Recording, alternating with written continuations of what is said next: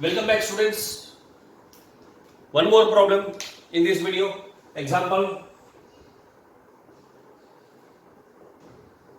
1.9 electric charges and fields. Very simple problem. Once again, this problem has got three parts. एक एक part करके समझते हैं.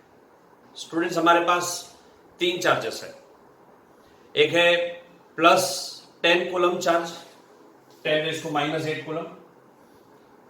ये एक plus Q1 is equal to plus 10 raise to minus 8 coulomb का charge है. दूसरा चार्ज है मेरे पास Q2 is equal to 10 raise to minus 8 coulomb, negative 10 raise to minus 8 coulomb. इन दोनों के बीच में डिस्टेंस हमको दिया है 0.1 मीटर और इनके एग्जैक्ट सेंटर में पॉइंट ए दिया है अपने को क्वेश्चन में. यह डिस्टेंस दिया है 0.505 मीटर्स. ऑब्वियसली यह डिस्टेंस भी 0.05 मीटर्स. ये सारा इंफॉर्मेशन क्वेश्चन में दिया है. इसके तीन पार्ट से मैं अभी इस समय खाली फर्स्ट वाला पार्ट डिस्कस कर रहा हूं. हमको Q1 और Q2 की वजह से A पर लगने वाला इलेक्ट्रिक फील्ड ढूंढना है. Very simple. Q1 कौन सा टाइप का चार्ज है? पॉजिटिव है. तो उसका इलेक्ट्रिक फील्ड आउटवर्ड्स होगा कि इनवर्ड्स होगा? आउटवर्ड्स होगा. तो Q1 की वजह से A पे लगने वाला जो फील्ड है उसका डायरेक्शन ऐसा मिलेगा अपने को. ठीक है, वो हम पहले पता लगा लेते हैं. E1 A means what? Electric field at point A due to the charge Q1. Formula is 1 upon 4 pi epsilon naught Q1 upon R1A square. Means Q1 से लेकर ये तक का जो डिस्टेंस है उसका स्क्वायर.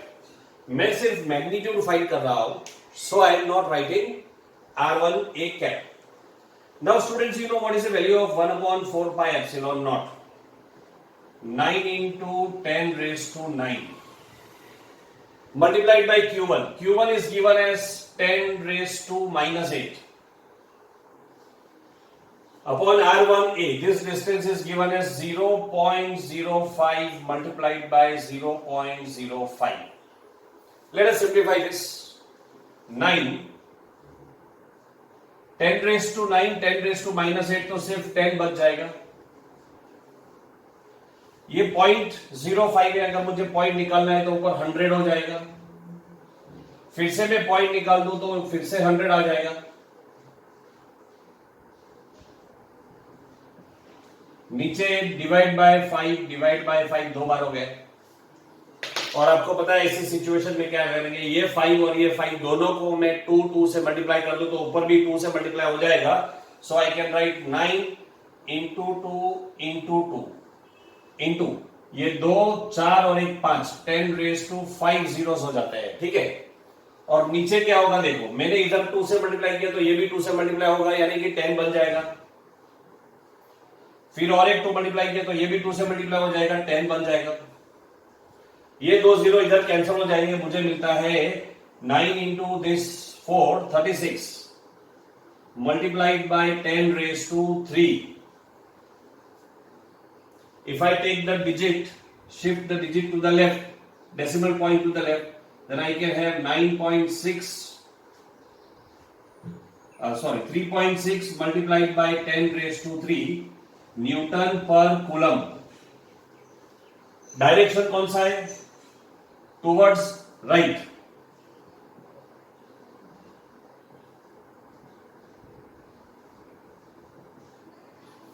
ये direction. This is the electric field due to charge Q1 at point A. Now electric field due to charge Q2 at A. This is negative, so electric field will be inside. Q1 की तरफ होगा, Q2 की तरफ होगा, तो ये electric field भी इसी डायरेक्शन में होगा. मतलब मेरे पास दो इलेक्ट्रिक फील्ड्स है, E1A E2A, दोनों का डायरेक्शन सेम है. इसका मैग्नीट्यूड 10⁻⁸, इसका मैग्नीट्यूड 10⁻⁸। ये नेगेटिव साइन तो सिर्फ हमको डायरेक्शन को समझने में हेल्प करेगा। तो मैग्नीट्यूड भी सेम है, ये डिस्टेंस भी सेम है, तो सब कुछ सेम है, इलेक्ट्रिक फील्ड फिर से सेम आएगा। तो मुझे इसकी भी वैल्यू मिलेगी 3.6 इंटू 10⁻⁻⁴। मैंने गलती से 3 लिख दिया, 4 होगा Newton per coulomb. But this will be towards right again. Now you are having two vectors in the same direction, so resultant vector will be sum of the two vectors. So EA means electric field at point A is equal to E1A plus E2A, that is equal to 3.6 multiplied by 10⁻⁻⁴ plus 3.6 multiplied by 10⁻⁻⁴.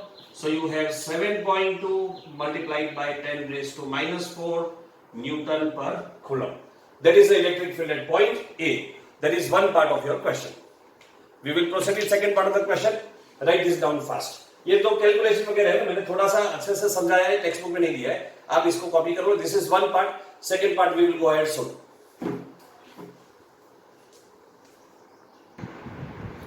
Students second part में अपने को ऐसे दिया है कि दो charges वही के वही है, फिर से सब कुछ बाकी सारा इंफॉर्मेशन सेम है. Q1 प्लस 10⁻⁸, Q2 माइनस 10⁻⁸, इन दोनों के बीच में distance 0.1 meter, everything is same. बस अब की बार हमको इलेक्ट्रिक फील्ड बी पर ढूंढना है, और बी लेफ्ट साइड में toward the left of Q, और B से Q1 तक का डिस्टेंस 0.05 मीटर्स है. Tell me one thing, if this distance is 0.05 meters, so this distance will be how much? This will be 0.05 इतना plus 0.1, that is 0.15 meters. बस everything else is same. ये Q1 positive है, तो उसकी वजह से electric field outward direction में होगा, तो B पर लगने वाला इलेक्ट्रिक फील्ड का डायरेक्शन ऐसा होगा. This is E1B, electric field at point B due to charge at Q1. E1B is equal to 1/4 pi epsilon naught Q1 upon R1B square 9 into 10⁻⁹ multiplied by Q1 की value 10⁻⁻⁸ divided by R1B square यानी कि 0.05 into 0.05. अब भी इसके पहले मैंने first part में ये सॉल्व किया था, और हमको याद है इसका वैल्यू मिला था 3.6 into 10⁻⁴ newtons per coulomb. Okay, so this is the electric field at B due to the charge Q1. Now electric field at B due to the charge Q2. Q2 is negative, so electric field will be inside Q2 की तरफ होगा, यानी कि ये point पर electric field का direction ऐसा होगा. So this is E2B. ये कैलकुलेशन थोड़ा डिफरेंट होने वाला है, क्योंकि हमारे पास R की जो वैल्यू है वो डिफरेंट है, 0.15 है. 1/4 pi epsilon naught Q2 upon R2B square is equal to 9 into 10⁻⁹. इसकी वैल्यू 1/4 pi epsilon naught की value 9 into 10⁻⁹ multiplied by Q2 की value 10⁻⁸ divided by 0.15 into 0.15, that is equal to 9 into ये हो जाएगा 10 इंटू ये point हटा दो तो 100 आ जाएगा, ये पॉइंट भी हटा दो तो 100 आ जाएगा, नीचे 15 into 15, this 3 3s 3 5s 3 5s. अब ये दोनों पॉइंट्स को हटाने के लिए ऊपर में 4 लिख दो, सो 2 into 10 into 100 into 100 divided by 10 into 10. क्या किया, ऊपर 2 बार मैंने 2 से मल्टीप्लाई किया. क्यों किया, क्योंकि नीचे 2 बार 5 था, ये टेक्निक में पहले भी समझा चुका हूं. तो इधर into 2 कर दिया तो 10 हो गया, ये 2 0 गए, ये 2 0 गए, तो मेरे पास क्या बच गया, 4 into 10⁻⁵. अब देखो इधर 4 into 10⁻⁵ है, इधर 3.6 into 10⁻⁴ है. तो मैं क्या करता हूं, मुझे इधर भी 10⁻⁴ बनाने का है, तो एक काम कर देता हूं, इधर 0.4 लगा दूं मैं, तो ये हो जाएगा 0.4 into 10⁻⁴ न्यूटन पर कूलम. सो अब मेरे पास दो इलेक्ट्रिक फील्ड्स है, एक E1 भी है जो इस डायरेक्शन में, E2 भी है इस डायरेक्शन में, दोनों अपोजिट डायरेक्शन में, ठीक है। कौन सी वैल्यू बड़ी है, 3.6 इंटू 10⁻⁴ कि 0.4 इंटू 10⁻⁴? अब आप समझो मैंने 10⁻³ को 10⁻⁴ क्यों बनाया, so that I can compare this 3.6 into 10⁻⁴, 0.4 into 10⁻⁴, कौन सी बड़ी है? ऑब्वियसली 3.6 इंटू 10⁻⁴ बड़ा है, दैट मीन्स E1 भी बड़ा है, ऑब्वियस है ना, ये नजदीक है, ये चार्ज जो है Q1 ये पॉइंट B से नजदीक है, इट इज क्लोज बाय, तो उसका इफेक्ट ज्यादा होगा, इसका इलेक्ट्रिक फील्ड ज्यादा होगा, और ये दूर है तो उसका इलेक्ट्रिक फील्ड जो इधर लगता है वो कम होगा, ऑब्वियस है। यानी नेट इलेक्ट्रिक फील्ड कौन से डायरेक्शन में होगा, जो Q1 की वजह से प्रोड्यूस हुआ उस डायरेक्शन में, यानी कि लेफ्ट डायरेक्शन में होगा। तो resultant electric field EB is equal to E1B plus E2B, ठीक है।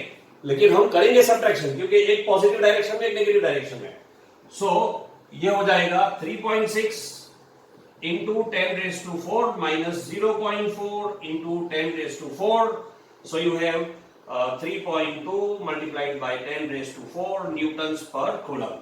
Please write down and then we will proceed with the third part of the problem.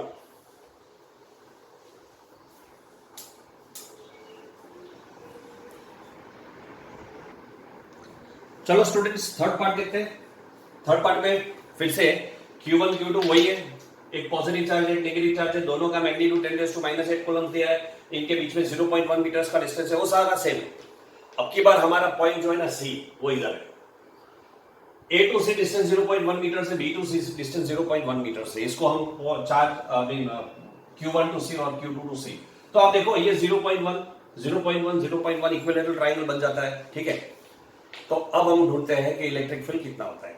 एक बात देखो कि Q1 की वजह से C पर लगने वाला इलेक्ट्रिक फील्ड ऐसे आउटवर्ड डायरेक्शन में, तो ये होगा this is E1C, electric field at point C due to the charge Q1, so E1C is equal to 1/4 pi epsilon naught Q1 by R1C square. इसकी वैल्यू हो जाती है 9 इंटू 10⁻⁹ मल्टीप्लाइड बाय Q1 की value कितनी है 10⁻⁻8 divided by 0.1 का square, that becomes 9 into 10 upon, ये 0.1 into 0.1 में 2 बार लिख दूं तो क्या हो जाएगा, ऊपर 2 बार 10 आ जाएगा और नीचे से 1 चला जाएगा, 9 इंटू 10⁻³ न्यूटन्स पर कूलम हमको मिल जाता है, ठीक है। ये एक वैल्यू होगी। दूसरी वैल्यू E2C, इसके वजह से जो इलेक्ट्रिक फील्ड मिलता है उसका भी वैल्यू सेम रहने वाला है, 1/4 pi epsilon naught Q2 by R2C square, and that will be also equal to 9 into 10⁻⁹ multiplied by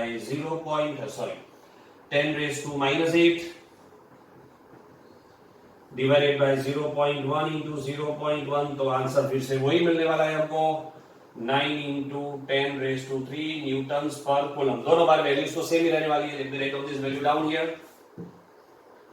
9 into 10⁻³ newton per coulomb.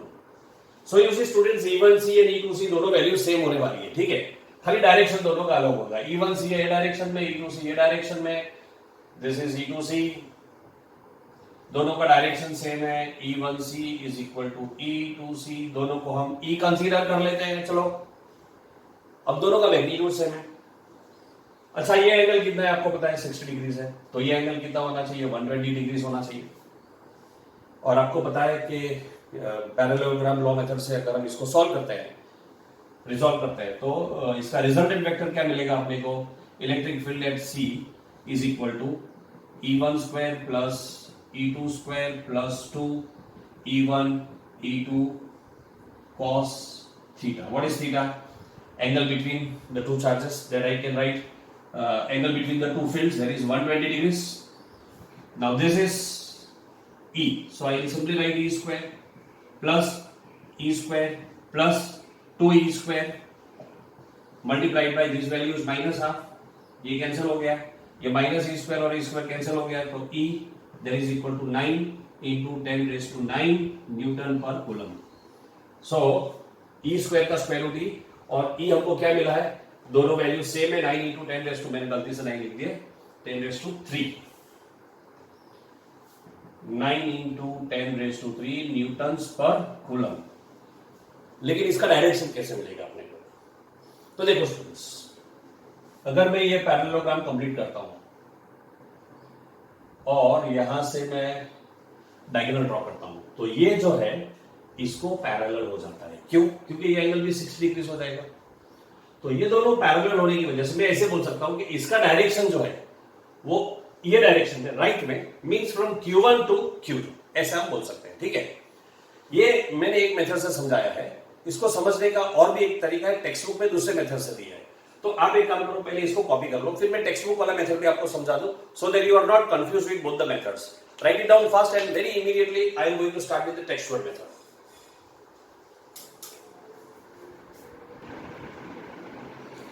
अच्छा चलो, इसी प्रॉब्लम का हम देखते हैं टेक्सचुअल मेथड क्या है। तो टेक्सचुअल मेथड में ये सारा सब तो सेम है, बस थोड़ा सा डिफरेंस क्या क्या है।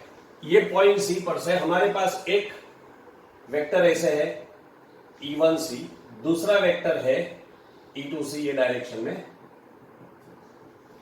मान लो मैं इसको, इस डायरेक्शन को x एक्सिस कंसिडर करता हूं, ये y एक्सिस कंसिडर करता हूं। तो E1C जो है वो x एक्सिस के साथ 60 डिग्रीज यानी कि π/3 का एंगल बना रहा है। E2C भी x एक्सिस के साथ π/3 का एंगल बना रहा है, 60 तो हो गया ना 120 डिग्रीज। तो अगर आपको रिजल्टेंट इलेक्ट्रिक फील्ड ढूंढना है तो आप लिखोगे E1 cos π/3 plus E2 cos π/3। देखो इसमें होता क्या है, E1C का x कंपोनेंट ये डायरेक्शन में, E2C का भी x कंपोनेंट ये डायरेक्शन में। तो मैं इसको ऐसे लिख सकता हूं, E1C का x कंपोनेंट राइट साइड में है, E2C का भी x कंपोनेंट राइट साइड में। दोनों राइट साइड में तो दोनों ऐड हो जाएंगे, इसलिए मैंने दोनों को ऐड कर दिया। y कंपोनेंट का क्या होगा, देखो ये y कंपोनेंट E1C का ऊपर जा रहा है क्योंकि ये वेक्टर ऐसे ऊपर के साइड है, ये वेक्टर नीचे की साइड है तो इसका y कंपोनेंट नीचे जाएगा। अब एक ऊपर जा रहा है एक नीचे जा रहा है, दिस इज E1C का y component, this is E2C का y कंपोनेंट, एक ऊपर एक नीचे, और दोनों की वैल्यू तो सेम है, दोनों का मैग्नीट्यूड सेम है, हमने इधर पे डिस्कस किया है। तो क्या हो जाएगा, पॉजिटिव और नेगेटिव कंपोनेंट्स कैंसिल हो जाएंगे, इसलिए y कंपोनेंट बचता नहीं है, सिर्फ x कंपोनेंट बचता है। तो हमने x कंपोनेंट्स को ऐड करके लिख दिया। E1 की value is E, E1C equal to E2C is equal to E, इधर C लिख देते हैं। cos π/3 की वैल्यू यानी कि cos 60 की value half plus E multiplied by half. This is E/2 plus E/2 is E, and the value of E is 9 into 10 raised to 3 Newton per coulomb. पहले की तरह आंसर आ गया। और दूसरी बात, इसका डायरेक्शन कौन सा है, तो देखो राइट साइड में डायरेक्शन है, तो टेक्स्ट बुक में लिखा है it is directed towards the right. I hope students इसके तीनों पार्ट्स आपको समझ में आ गए। Example 1.9, with that we finish the concept of electric field and the problems related to electric field from the textbook. Now I am proceeding further with electric field lines in my next video. So very soon to start with electric field lines in the next video. Till then, study well, take care of yourself.